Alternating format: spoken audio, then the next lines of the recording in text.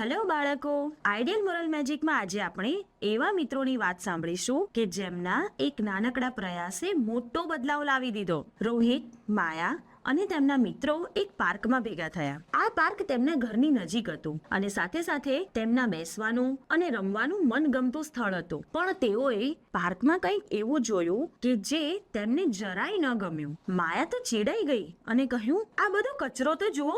તરત રોહિત બોલ્યો, છોડ પણ મુરઝાયેલા લાગે છે. પહેલા અહીંયા પતંગિયા પણ હતા, હવે તો તે પણ નથી. રોહિતે ચિંતા વ્યક્ત કરતા કહ્યું, મિત્રો, મારા પપ્પા કહેતા હતા કે અહીં મોટો શોપિંગ મોલ બનવાનો છે. તે માટે ઘણા ખરા ઝાડ પણ કાપવામાં આવશે. આ સાંભળીને બધાને તો જાણે આઘાત લાગ્યો. તેમને થયું, આ પાર્ક ફક્ત તેમના રમવા માટેનો જ નહીં, પણ તેમના આનંદ, રમતગમત અને અવનવી વાતો કરવાનું એક સ્થળ હતું. તેઓ તેમને ગુમાવી શકે તેમ નહોતા. આ પાર્કને ગુમાવવો ન પડે તે માટે માયાના મોટા ભાઈએ તેમને એક યોજના આપી. તમે તમારા પાર્કના હરિયાળી રક્ષકો કેમ ન બનો? તેમણે કહ્યું, તમે પાર્કને સ્વચ્છ કરી શકો છો, નવા ઝાડ વાવી શકો છો અને તમારી સાથે સાથે બીજાને પણ તેની કાળજી લેવાનું શીખવી શકો છો. આ વિચાર બધા મિત્રોને ગમ્યો. તેઓએ તે જ દિવસથી કામ કરવાનું શરૂ કરી દીધું. બધા મિત્રો અલગ અલગ ટીમમાં વહેંચાઈ ગયા. કેટલાક મિત્રોએ કચરો ભેગો કર્યો, બીજા કેટલાક ઘરેથી પાણી અને બાગકામના સાધનો લાવ્યા. રોહિતની મમ્મીએ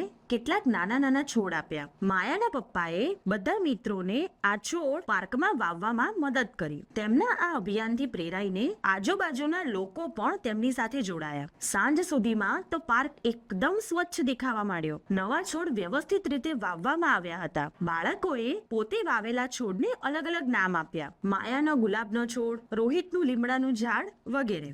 આ હરિયાળી રક્ષકોએ પોતાનું અભિયાન ચાલુ રાખ્યું. તેઓએ કેટલાક સાઇનબોર્ડ બનાવ્યા અને લગાવ્યા. આપણો પાર્ક સ્વચ્છ રાખો અને ઝાડ બચાવો, ઝાડ તમને બચાવશે. તેઓએ આ કાર્યમાં વધુ જાગૃતિ લાવવા માટે ચિત્ર સ્પર્ધા અને અન્ય કાર્યક્રમો પણ પાર્કમાં યોજ્યા. શહેરના મેયર સુધી આ વાત પહોંચી. તેઓ બાળકોના કામથી ખૂબ પ્રભાવિત થયા. તેમણે જાહેરાત કરી કે તમારા પ્રશંસનીય પ્રયત્નોને કારણે અમે અહીં મોલ માટે ઝાડ નહીં કાપવાનો નિર્ણય લીધો છે. તેના બદલે અમે આ પાર્કનું નવીનીકરણ કરાવીશું અને તેને બધા માટે એક રમણીય સ્થળ બનાવીશું. બાળકો આ વાત સાંભળીને ખૂબ ખુશ થઈ ગયા અને ખુશીથી નાચવા લાગ્યા. તેમનો આ નાનકડો પ્રયાસ એક મોટું અભિયાન બની ગયો. તેનાથી સાબિત થયું કે નાના બાળકો અને તેમનો નાનકડો પ્રયાસ પણ મોટો બદલાવ લાવી શકે છે. ધીરે ધીરે સમય જતા પાર્ક ફરીથી જીવંત, ખુશીઓ ભર્યો અને હરિયાળો બની ગયો. આ બનાવથી બધા લોકો